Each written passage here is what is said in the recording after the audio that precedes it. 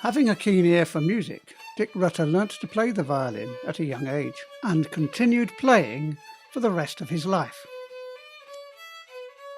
He put his woodworking skills into repairing damaged instruments for fellow musicians. He soon learnt the basics of violin and viola construction, and when he retired, decided to make his own instruments with wood he'd seasoned himself.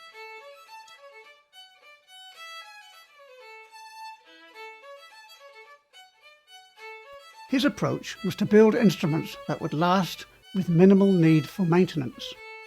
Without the use of a dedicated workshop or machine tools, each instrument took over a year to make.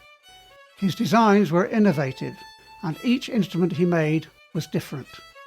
For example, he made a novel 5-stringed violin stroke viola, which is currently used by a professional musician. This video of him working in the back room of his flat in Edinburgh gives a flavour of the techniques he used in violin making. Well, one of my favourite weapons, as I call them, is a very, very sharp axe, so sharp that it can actually push forward with the blade on the wood, and you can, almost as if you can plane it, you can get rid of. And also, if you want to remove wood quickly, you can really reduce the surplus wood very fast when you're starting to make the plates from the actual chunk of tree that you've seasoned. So easy to make it slip, and so if it's if it's really sharp, then it's easy to push and makes a very clean cut. This long piece of wood, which is black on each side and white in the middle, I have made from 3 pieces of wood planed very, very thin to form the actual purfling, as they call it, which has to drop into the slot that's cut with the knife and the other little gadget, the gouge. So that's rather a finicky process, takes a rather long time, and it's not so easy to plane wood so thin that it doesn't, 3 pieces don't make a very wide width. But the machine-made purfling doesn't cost very much, and they can whip it off in no time at all. But just to say I can do it, I have done it, you see. Is for cutting the 2 marks all the way around the outside of the front and back plate, into which the purfling is put. So this is held by hand. That's why the handle is a suitable size for comfortable holding, because you have to be very steady with your hand. When you are shaping the outside of one of the plates, and you have to shape it completely, finish it off completely to the right size, and when you turn it over, then you need something to put it in which protects it from any scratching on the outside and from moving around, so that you can chisel all this extra wood out and get the thicknesses right whilst it's sitting in here. And if you can make it a nice fit, it makes a nice steady sort of support for chiseling in any direction you like. Well, to make a plate on the original piece of wood, once you've got the outline correct, I have templates which tell me what final shape I want on the outside of the fiddle. Then you carve the shape you want. It has the curves have to be symmetrical along the central line, so when you look down it looks like the back of a fish with curves on it. Once you've finished that completely and got a nice smooth surface with, in my case, broken glass, curved surfaces usually, and I can get a very good finish on any part of the outside of the instrument just with glass, not using sandpaper. fact almost better than sandpaper. And having been out of work and trying to make violins for nothing, I found that glass was an excellent source of for finishing off. You take it out of its cradle and turn it over, and then start getting the wood, a lot of wood removed from the inside to get it to the correct thickness. And the thicknessing of the plates is one of the important things. The wood is basically thicker in the middle all the way down than it is towards the edges. So it's sort of a fairly elastic piece of wood. It's almost like a diaphragm. And once it's turned over and in the cradle, then the outside can't be damaged. That's one good reason for having the cradle. And also it's a very firm, neat support, and you can chisel in any way you like and it doesn't jump out. Yeah. And it doesn't damage either the edge, but because it's shaped fairly closely to the edge you know you're going to finish at. So what is the final thickness of all the thin, the minimum thickness you get to on that on that outer piece of wood? Near the edge all round it's about 1/8 of an inch on the back plate, and it's anything up to nearly 1/4 in the middle. And then it gradually tapers down towards the 1/8 at each end.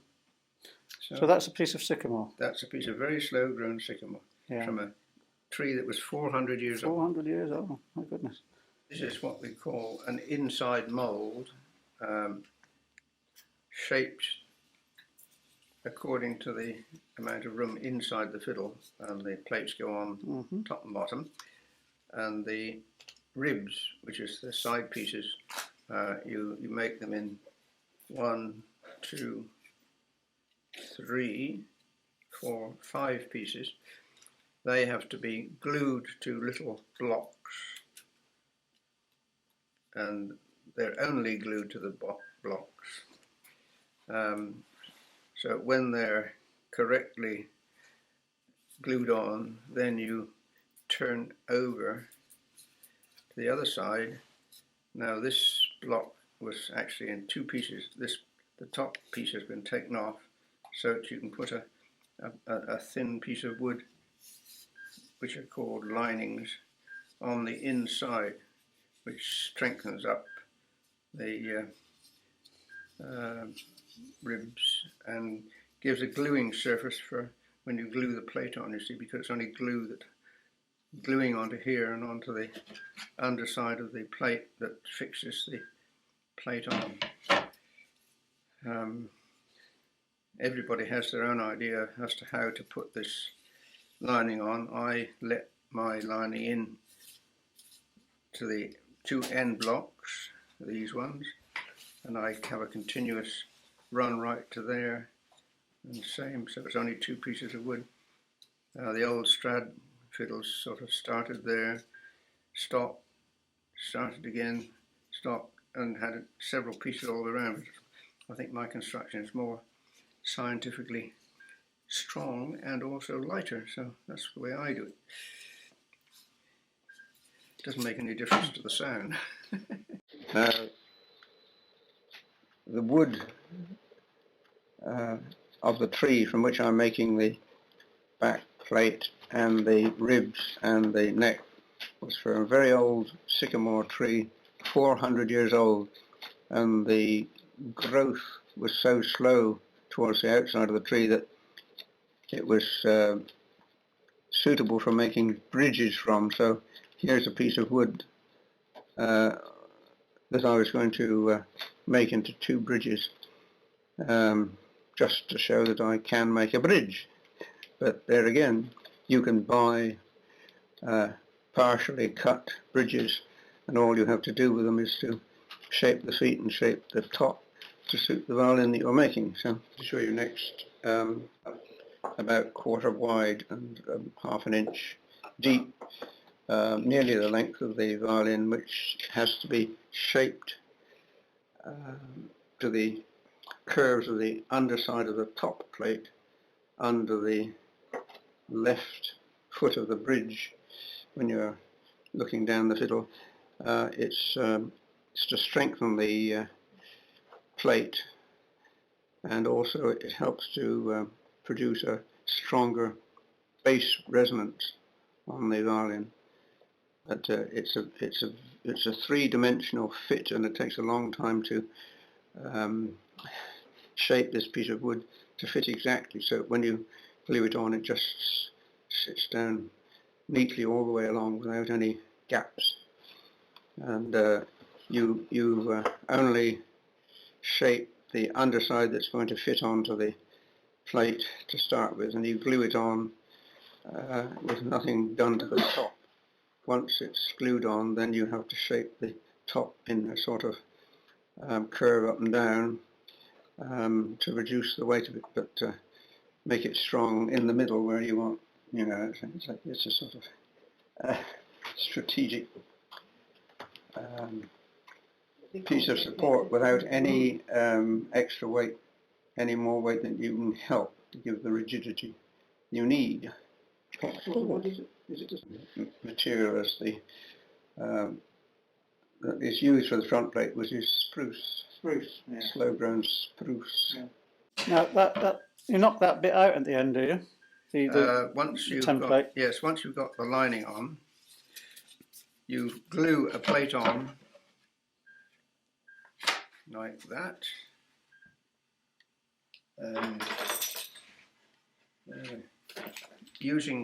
When you've got the hot glue on here, you use these clamps that I've made myself. A series of about 20 of these gadgets all the way around the edge to press the recently glued top or bottom in place, and being spring loaded, the pressure is continuous and makes a very good firm joint. And with a little extra pressure, then you've got a continuous pressure on the joint and whilst it's setting, which makes a very nice tight joint. When you have glued the back gets glued on first. When you've done that, then you can get the bottom half of the mould out by putting a chisel through all these bits here, so they're free and all part of the outside, and then just lift it out. If you are unfortunate and get any glue beyond these joints, you're in trouble. Yeah. So you have to be very careful. So then eventually, once you've put some more linings on this one, after this is out, then once you've got your front plate ready, you can glue that in first. Getting the front plate ready involves shaping it, first of all, inside and out, and also then letting the this piece of wood down onto the inside, and it has to fit the three-dimensional dimensions inside. Oh. It's to one side of the centre. It's not symmetrical. Why is that? Is it you get a better sound, or is it stronger? It makes a stronger sound, and also supports the strings. I mean, it just supports. Yeah. Yes, it helps to keep the plate from sagging with the pressure of the bridge. Mm. On the other side, when you've finished it, you have a post from which you have put through the F-holes and have to stand it up inside, and that takes the pressure from the top. So you've got a peg that takes pressure from the one side, and this support lengthwise, and that augments the bass sound. Right. I have to carve the scroll and the peg box and the rest of the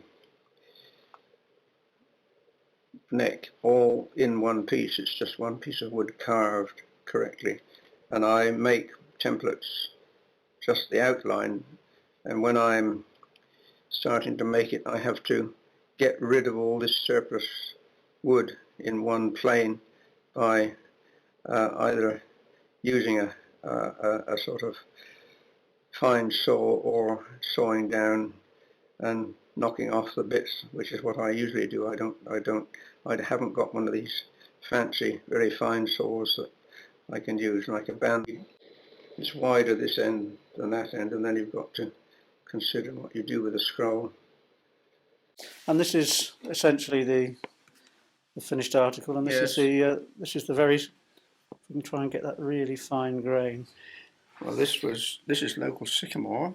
Yeah. And it's a one piece. I didn't have to join it down the middle. Look at that grain. It's absolutely superb. Yes. And I have little dots. These are not just beauty spots, but they're little black dowels into the blocks underneath, so that if the violin gets left in the back of a hot car and the glue gives way, my fiddles don't change shape. No, that's a sort of... that's an innovation of yours. Yes, it's an innovation. I'm trying to make my instruments maintenance free. I leave plenty of wood in the side of the peg boxes, so the pegs, which is so taper fit, doesn't burst them. And also on my F holes, the strad patterns have little nibs which go beyond the line of the grain. I insist on having nothing beyond the line of the grain, so there's no little nibs to break off. That makes they don't change, and although it's an individual shape, and a lot of the dealers don't like them. They won't touch my instruments because they say they don't look right. They won't, but it doesn't matter as long as the airspace of the opening is about right and in the right place. That's excellent.